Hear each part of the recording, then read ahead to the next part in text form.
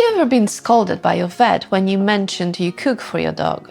Well, you're not the only one. I'm a member of many fresh feeding groups, be it raw or cooked, and not a day goes by that I see someone being chastised by their vet for feeding their dog homemade food. So, in this video, I'll dive into why vets seem to despise homemade meals and whether their stance is truly justified. If you've been watching my videos, you know I'm pro fresh feeding. Benji has been on a raw diet for over 3 years now and he's thriving on it. I've also helped to move a few clients of mine to home cooked meals and the changes have been incredible, from reduced itching to healthier bowel movements and better skin. I even had a client whose dog's cysts disappeared after replacing kibble with freshly cooked meals. And this is not just my experience. Many dog owners have similar stories to tell. Maybe even you are one of them. So why is it that many vets are opposed to people feeding fresh? I did a little bit of research around the topic online and offline. During my work experience, I also asked vets why they were not keen on homemade cooking. One of the main reasons was that they worry about dogs not getting all the nutrients they need. And they are right. In one study, 200 recipes were obtained from 34 different sources, ranging from veterinary textbooks to pet care books to various websites. Results? 95% had at least one essential nutrient that didn't meet the guidelines, and 83.5% had multiple deficiencies. This is worrying because you can really do some damage if you aren't careful. Essential nutrients are called essential because our dogs need to get them from the diet, as they are not able to make them from other nutrients. I hate to say it to you, but it doesn't matter how good the meal looks or how quickly your dog devours it. If it doesn't provide your pup with everything it needs, it should only be fed as a topper in smaller amounts. Want to see a real-life example? Let's Google homemade dog meal recipe and see what happens. Okay, this one looks popular.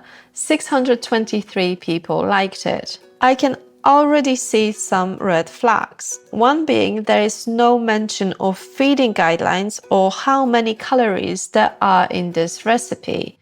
Nothing at all. So how should you know how much to feed your dog? Okay, let's put the ingredients into my Formulator app and run the numbers. So for the sake of this video, let's assume we have a 15-kilo dog that is at its ideal weight and is active. I already added the ingredients and converted the amounts to grams to make it consistent across the recipe. Okay, let's see what we've got here. The amount in the recipe would give us nearly 5 days for our 15-kilo dog, which is good. Fat content is 7%, so okay too. To be honest with you, it's quite high in carbs, which our dogs don't really need, but brown rice is better than white, so at least that. Now, let's look at the minerals here. Yeah, nearly all red except selenium and potassium, which are just above the minimum. The vitamin section is not as bad, but it's not very good either. However, the fats section is where I want you to look at. Even though there is nothing in red here, check out the omega-6 to omega-3 ratio. Ideally, it should be less than 6:1, but now it's over 15:1. Basically, the lower the number, the better it is for controlling inflammation. Okay, let's stop here. I wanted to show you that if you were to feed your pup this recipe long term, it could, with time, develop nutritional deficiencies that could lead to hypocalcemia because of deficient calcium, skin diseases due to lack of zinc, and chronic inflammatory conditions like allergies or arthritis. Now, there are two camps out there. Those who will use food formulators such as the one I use, or buy formulated recipes from trusted sources to make sure their dogs get what they need, and others who argue that if we don't formulate food for ourselves, nor do we know our nutrient requirements, why would we need to do that for our pets? Well, in my opinion, both points are valid.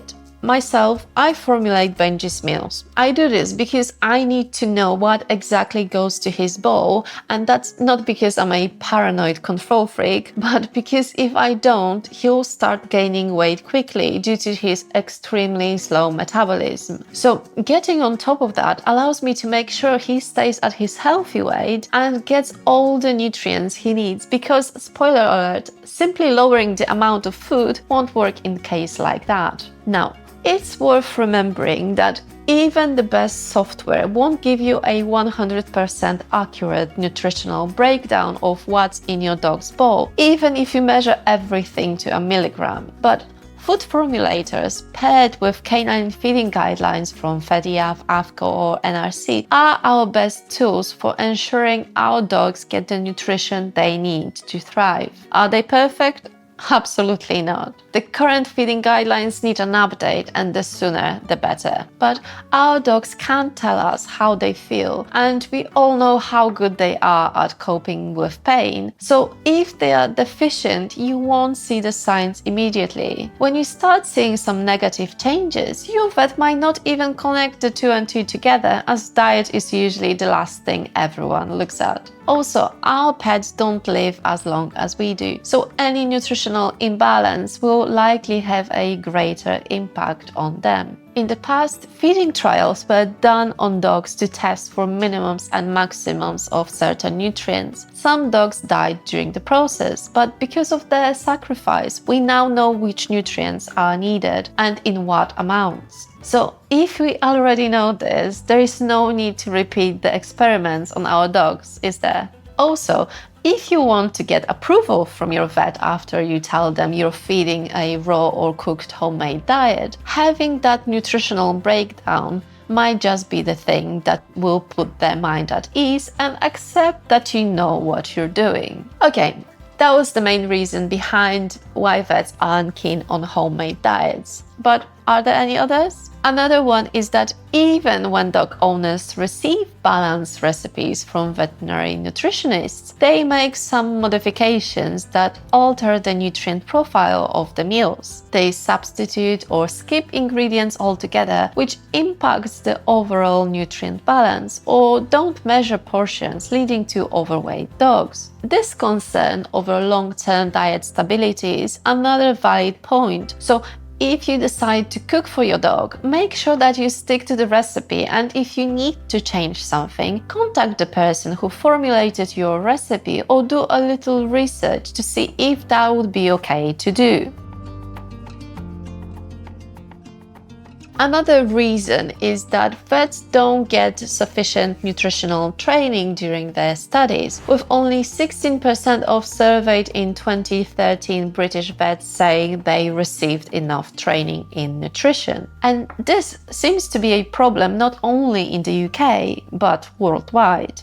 So, if that's the case, we can't expect them to approve something they don't know enough about. And if they only have 10 or 15 minutes for patient consultation, how much easier it is to just recommend a specific kibble that, at least on paper, covers all the nutritional needs. I think the whole system is broken and needs to change. What do you think? Home cooking for our pets is not just a seasonal trend, it's here to stay. However, if vets are inadequately educated, they should be able to refer these dog guardians to certified nutritionists who could help instead of criticizing them. The canine nutrition space should also be regulated so that dog guardians would know who to turn to get the most accurate advice. What are your thoughts about it? Let me know in the comments below, and don't forget to like and subscribe.